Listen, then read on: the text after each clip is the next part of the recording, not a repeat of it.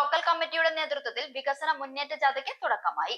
അരിമ്പൻ കുളങ്ങരയിൽ നടന്ന ജാഥയുടെ ഉദ്ഘാടനം CPM ജില്ലാ സെക്രട്ടറി EN സുരേഷ് ബാബു നിർവഹിച്ചു. തുടർന്ന് ജാഥ ക്യാപ്റ്റന് പതാക കൈമാറി.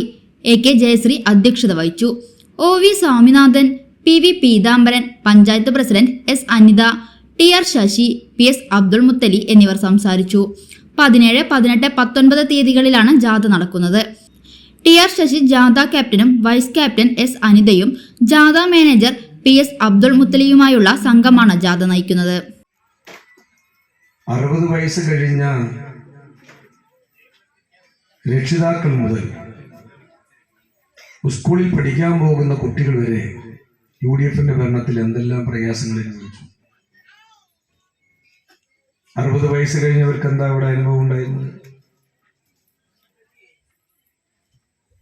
600 രൂപ പെൻഷൻ ബാക്കി വെച്ചവരല്ലേ.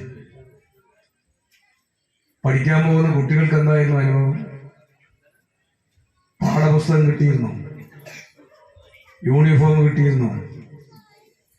ഉച്ചക്കഞ്ഞി കിട്ടിയിരുന്നോ? ഈ കേരളത്തിൽ നമ്മൾ 2011 മുതൽ 16 വരെ കൃത്യമായി നമ്മുടെ മനുഷ്യർ അനുഭവിച്ച കാര്യമല്ലേ.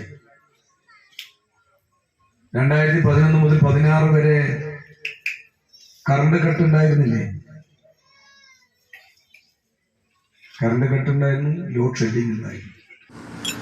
ചേട്ടാ ഒരു ചായ. സൂപ്പർ ഫാസ്റ്റ് ആണല്ലോ. ഇതെന്താ കേരള വിഷൻ വൈഫൈയാ? ഫാസ്റ്റ് ഒക്കെ തന്നെ, പക്ഷെ Kerala vision wifi connection free ആണ്. ചായ ഫ്രീ അല്ല, കാശട്. Kerala vision free wifi connection. Free ആയി കണക്ട് ആവൂ.